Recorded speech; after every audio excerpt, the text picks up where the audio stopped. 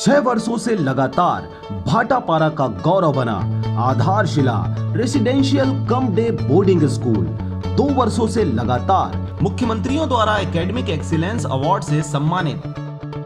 नवोदय हेतु कोचिंग की व्यवस्था, सिंगल सिटिंग अरेंजमेंट के साथ स्वच्छ वातावरण में भविष्य निर्माण, फुल डक्टिंग एसी के साथ छात्र छात्राओं के लिए hostel facility with nutrition food, पूरे जिले में बस सुविधा उपलब्ध, रेगुलर स्विमिंग क्लासेस के साथ स्मार्ट क्लास व नव निर्माण वैज्ञानिक सोच को बढ़ावा देता। तो आज ही संपर्क करें अपने बच्चों के भविष्य को एक मजबूत आधार देने के लिए। Aadharshila residential cum day boarding school, ग्राम बीजाभाट, भाटापारा, बलौदा बाजार।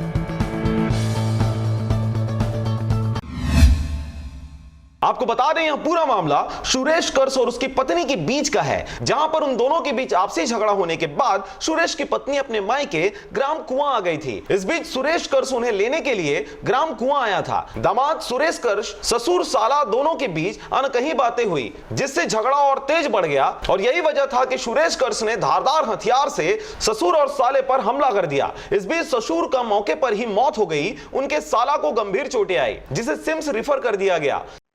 अभी मृतक शिवराम रजक कुआं ग्राम से पोस्टमार्टम के लिए लाया गया है।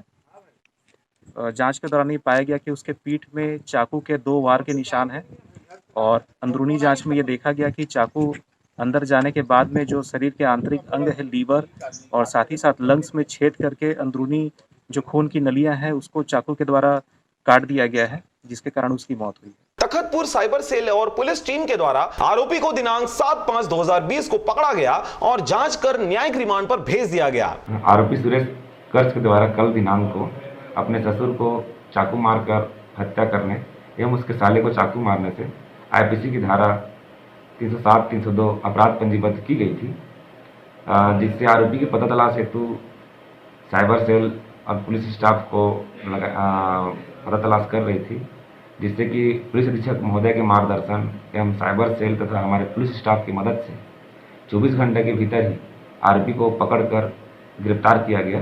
गिरफ्तार कर उसे न्यायिक रिमांड पर न्यायालय भेजा गया है। आरोपी सुरेश कर्स अपने ससुराल आए थे अपनी पत्नी को लेने के लिए, जिस पर से इन लोगों का पारिवारिक विवाद ये हुआ कि अपनी पत्नी घर नहीं जाना चाहती थी उसके ससुराल, क्योंकि ये हमेशा मारपीट करता है करके सूचना आया था। मारपीट करते हो तुम, अपने परिवार को लाओगे तभी जाऊंगी बोलने से घर में ये अपना पास रखे चाकू से अपने साला और अपने ससुर को मार दिया, जिससे उसके ससुर का मृत्यु हो चुका। इसके ससुर का नाम है शिवराम रजक, जिसकी उम्र 50 वर्ष है, और इसके साला का नाम है कुलदीप रजक, जिसका उम्र लगभग 21 वर्ष है। इसको अभी इलाज के लिए फायर सेंटर भेजा गया है। उसकी हालत अभी वहाँ पर ठीक है बता रहे हैं, बट आगे क्या होता है डॉक्टर्स बताएंगे। तुरंत इस पर मर्ग इंटीमेशन कायम किया गया है। मर्ग इंटीमेशन कायम कर इसके जांच पंचनामा कार्यवाही किया गया है। उसके बाद अपराध पंजीबद्ध कर विवेचना में लिया गया है। आईपीसी की धारा 307, 302 कायम किया गया है। विवेचना अभी जारी है। मुखबिर से आरोपी की पता तलाश किया जा रहा है। जल्द से जल्द आरोपी का पता तलाश कर लिया जाएगा। तखतपुर से राजाराम सोनवानी की रिपोर्ट, आरजे रमझाझर।